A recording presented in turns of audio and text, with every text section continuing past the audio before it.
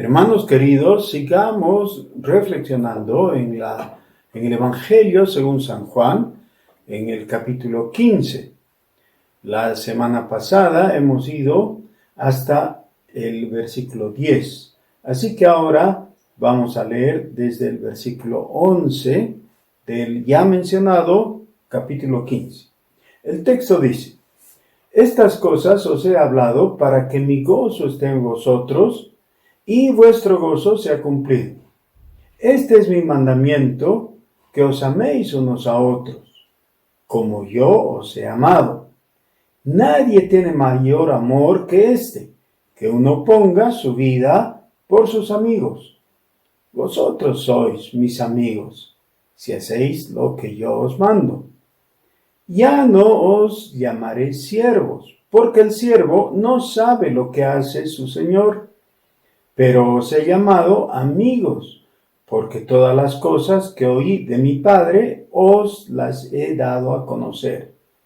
No me elegisteis vosotros a mí, sino que yo os elegí a vosotros y os he puesto para que vayáis y llevéis fruto, y vuestro fruto permanezca, para que todo lo que pidiereis al Padre en mi nombre os lo dé. Esto os mando, que os améis unos a otros. Amén. Oremos. Señor nuestro, ante el texto de tu palabra, nosotros nos inclinamos, Señor, porque es ante tu persona que merece toda pleitesía. Señor, ayúdanos, Padre, por Jesús, y danos a entender tu verdad y a obedecerla, a llenarnos de tu palabra. Por Jesús te pedimos. Amén. En la lectura de este texto encontramos, primero que nada, información. ¿Qué información es esta? En el versículo 11 dice: Estas cosas os he hablado. Esto hace del cristianismo algo totalmente diferente a cualquier doctrina, práctica religiosa alrededor del mundo. Solamente en el cristianismo el creyente puede decir, sin mentir, sin alterar la verdad, que Dios le ha hablado. ¿Cómo es que nos habla Dios? Por su palabra, que es Jesucristo. Jesucristo viene y da testimonio a nuestro corazón de la verdad. Él es la verdad, pero es también el comunicador de la verdad. Cuando el Señor Jesús dice que ha hablado a los discípulos, en el caso de ellos, de los que caminaban con Él, se trata de algo literal. El hombre Jesús, que había estado y había compartido con ellos, les hablaba. Pero con nosotros la cosa es un poco diferente. Todos nosotros nos preguntamos en algún momento, ¿cómo es que nos habla? Nos habla desde su palabra por el Espíritu Santo, pero el testimonio mismo de que esa es la verdad viene en la persona de Jesucristo. Nosotros también podemos decir, igual que los discípulos coetáneos a Jesús, que Jesús nos ha hablado. ¿Y cuál es la evidencia de ese hablar de Jesús a nuestro corazón? Es la misma evidencia que tenían los primeros discípulos, es decir, el gozo cumplido en ellos. Es el gozo del Señor que también coincide con nuestro propio gozo. Hay un gozo que es netamente humano, pero hay el gozo del Señor. Todos nosotros debiéramos estar atentos a que el gozo del Señor se manifieste en nosotros, y eso es lo que ocurre cuando tenemos comunión verdadera con nuestro Salvador. Dice: Estas cosas os he hablado para que mi gozo esté en vosotros y vuestro gozo sea cumplido. Ahora, el primer elemento entonces es la revelación o la información que el Señor produce al hablarnos. El segundo elemento que quiero que notemos en este pasaje con mucha atención está en el versículo 16. Dice, no me elegisteis vosotros a mí, sino que yo os elegí a vosotros. Yo os elegí a vosotros. Eso obviamente nos habla de la elección. La elección tiene que ver con el hecho de la selección que el Señor hace. Algunos hablan de la elección en el sentido de que todos son elegidos. Eso no es elección. Elección es cuando hay una gama de posibilidades y entre todas ellas el Señor o el sujeto que sea que elige puede escoger. Este asunto no es grato para algunas personas que quieren democratizar la salvación. La salvación es un privilegio de Dios y tiene que ver con su soberanía. Soberanamente, Dios escoge al que Él quiere. Y esta elección muchas veces se produce dentro de una serie de paradojas y aparentes irracionalidades. ¿Cómo es que me eligió a mí y no eligió a mi amigo, mi compañero, que es mejor que yo? Yo veo y reconozco con honestidad que él es mejor que yo, pero me eligió a mí. ¿Por qué? Una buena explicación es lo que dice la primera epístola a los Corintios. A lo necio del mundo escogió Dios, a lo débil, a lo frágil, a lo que no puede mostrar riquezas, es decir, al pobre. Qué privilegiados somos al haber sido elegidos por Dios desde su majestad soberana. Él elige al que Él quiere. Gloria a Dios por esto. Tal vez de otra manera no hubiéramos podido ser elegidos, pero Él lo ha hecho. El Señor en sus días podría haber escogido, digamos, a la juventud farisaica de sus días, que claro, eran jóvenes bien preparados, entrenados, con una disciplina intelectual de gran valor, maestros, rabinos, que podían haberle sido muy útiles. Seguramente nosotros hubiéramos escogido a esa gente por su formación. Sí, pudo haberlo hecho, pero no lo hizo. El único fariseo escogido por el Señor Jesús no estuvo en el grupo de los 12, sino que fue posterior. Él mismo se llama como un abortivo. Es decir, alguien que está fuera del tiempo. Ese es el sentido de la palabra original, que es Pablo. El apóstol Pablo no era del grupo de los 12. Cuando Jesús da este discurso, Pablo no estaba ahí. Les está hablando a ese grupo de pescadores, cobradores de impuestos, gente común, sin todos los prerequisitos que nosotros quizás hubiéramos puesto. Sin embargo, elegidos por Dios, elegidos por Jesús. Aquí en el versículo 16 declara, no me elegisteis vosotros a mí, sino que yo os elegí a vosotros. La elección entonces es el privilegio que tiene Dios y el Señor Jesús en el uso de su prerrogativa de ser el maestro. El maestro elige quién va a ser su discípulo. Pero junto con eso viene la explicación. Dice, os he elegido a vosotros para que llevéis mucho fruto, para que vuestro fruto permanezca. Os he elegido para que llevéis fruto. ¿Qué fruto es este? A veces nos quedamos con las metáforas y no las explicamos, pero eso no es correcto. Necesitamos, cada vez que leemos la palabra, entender que es una metáfora y luego aplicar la metáfora en la explicación que tiene. El fruto al que se refiere el Señor aquí en este pasaje y en muchos otros es el fruto del amor.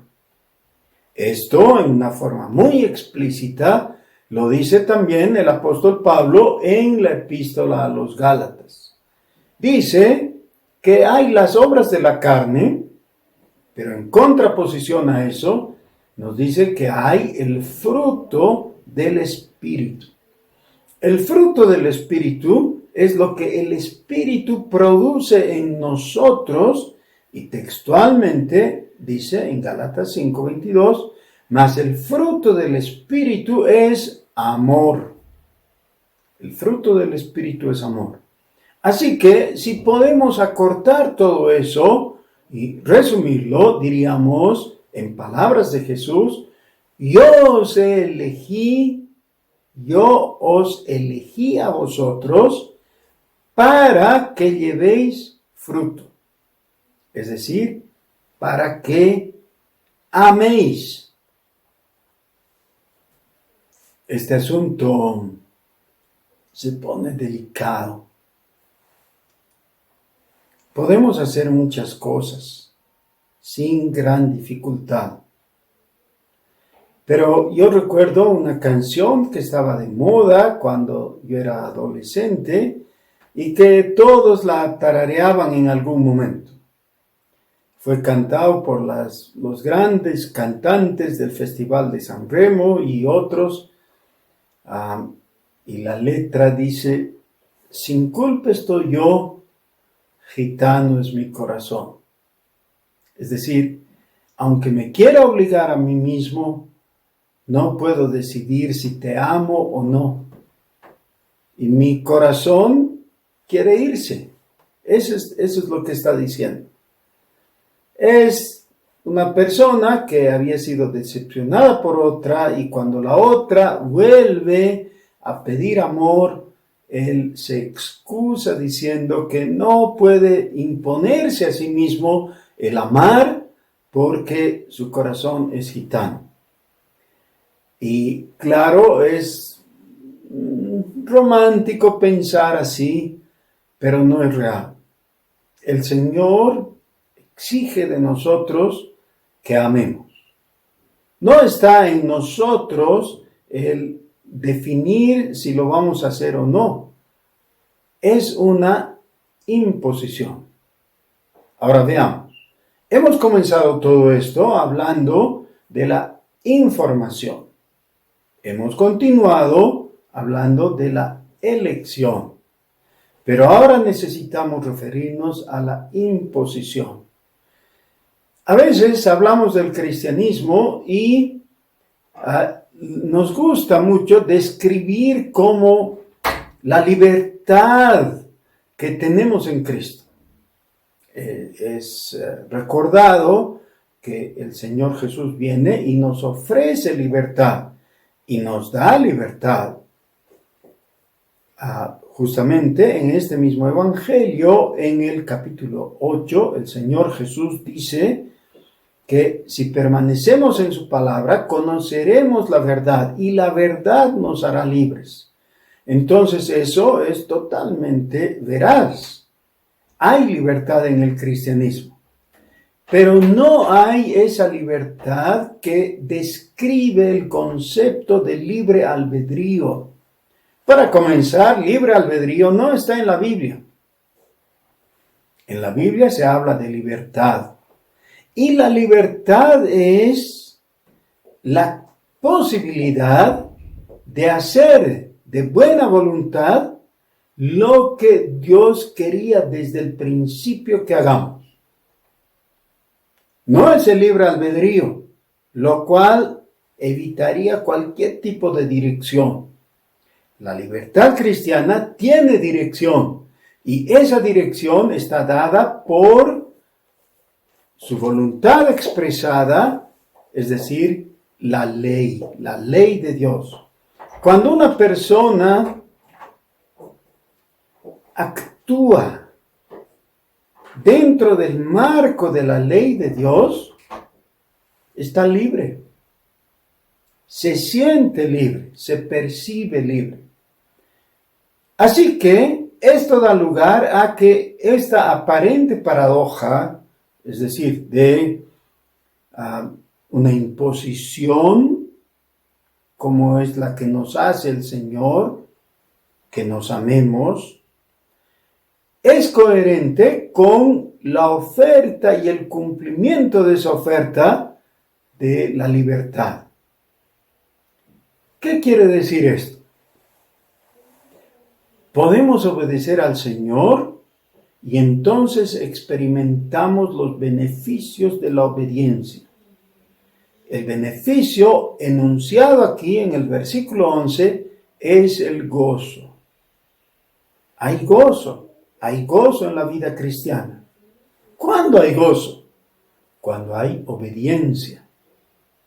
El gozo en la vida cristiana es un gozo sobrenatural, es mayor, es perfecto. Pero ese gozo es solamente parte integrante del fruto que el Señor está requiriendo de nosotros, exigiendo de nosotros. Ese fruto es el amor. Ahora, todo esto es muy coherente realmente y expresado de la otra manera es lo que el apóstol Pablo dice en el versículo que ya cité antes, que es Gálatas capítulo 5, versículo 22. ¿Qué dice? El fruto del Espíritu es amor. Y en la versión Reina Valera viene una coma a continuación y dice gozo, paz, paciencia, benignidad, bondad, fe, mansedumbre, templanza. Es decir, varios elementos que alguien pensaría, y muchos lo dicen equivocadamente, son frutos del Espíritu. No son frutos del Espíritu, no se puede hablar en plural, porque eso disgregaría este concepto que necesita ser unitario. Otra vez, el fruto del Espíritu es amor. Este amor tiene como expresión el gozo, la paz, la paciencia, la benignidad, la bondad, la fe, la mansedumbre, la templanza y quizás más elementos todavía, pero por lo menos esos que componen el verdadero amor del Espíritu. El Espíritu Santo, entonces, trae en la vida de la persona fruto. Pero nosotros somos participantes y nosotros somos los que ejercemos y practicamos ese amor. Por eso el mandato del Señor es que nos amemos unos a otros. Pero antes dije que es dura cosa esa, es difícil amarnos. Y lo es porque todos nosotros inicialmente tenemos una mirada natural. Nos vemos los unos a los otros tal como somos. Y somos defectuosos. Y somos difíciles de amar. Alguien podría decir, sí, yo estoy dispuesto a amar, pero a personas que sean amables. Amable es aquel que se puede amar. Sí, la verdad es que muchos de nosotros no somos tan amables, ni siquiera somos simpáticos para poder amar. Justamente, somos así porque expresamos nuestras necesidades de ser amados. Y la persona que quiere ser amada, que reconoce su necesidad, tiende a aferrarse a aquel que se supone debe amar o debe amarla. Y entonces lo que logra es que el otro trate de establecer distancia. Esto pasa mucho en las parejas, aún en las parejas conyugales.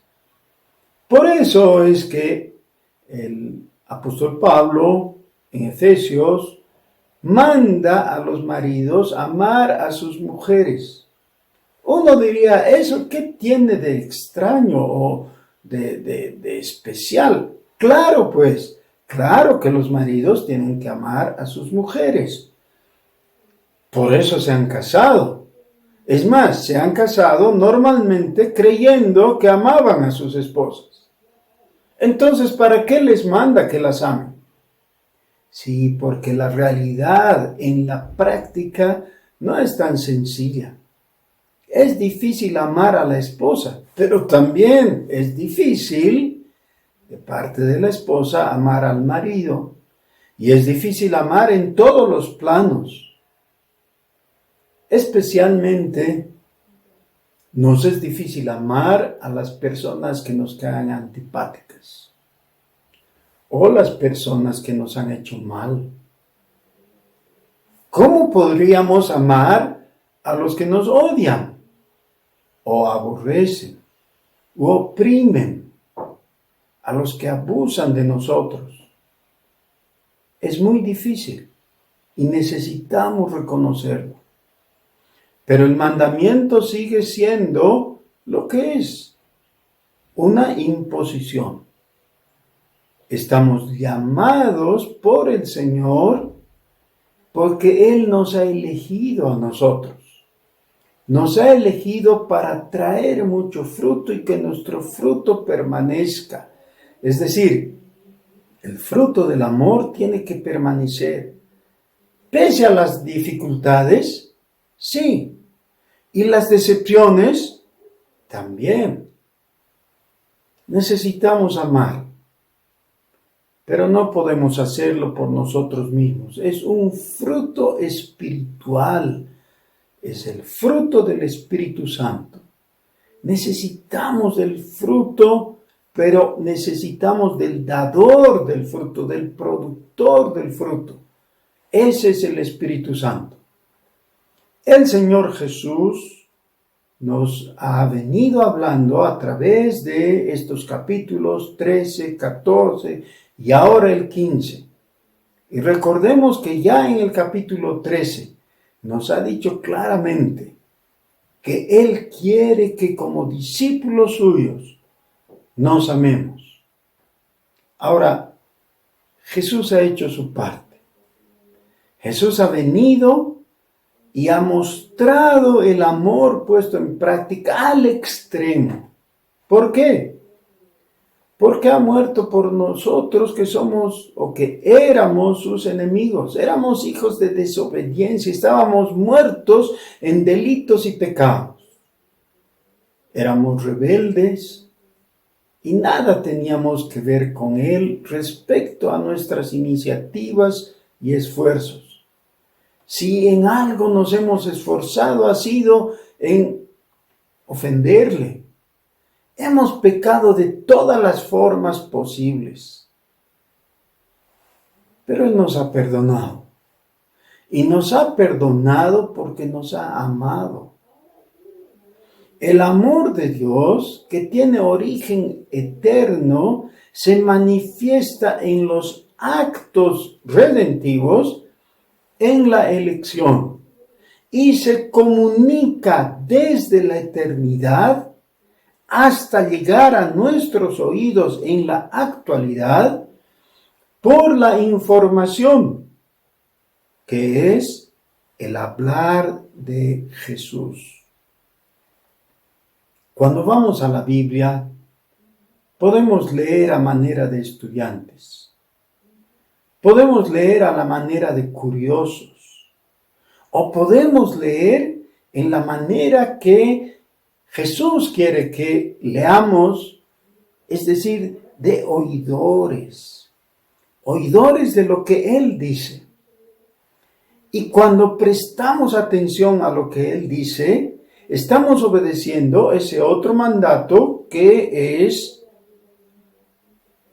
mirad cómo oís. Es decir, presten atención a lo que están oyendo. Jesús está hablando. Él ha dicho: estas cosas os he hablado para que mi gozo esté en vosotros. El Dios de los cielos, que nos ha elegido, nos ha hablado por Jesucristo y nos ha establecido para llevar fruto, y que por ese fruto experimentemos el gozo del Señor, el gozo de Jesucristo en nosotros y distribuido hacia los demás.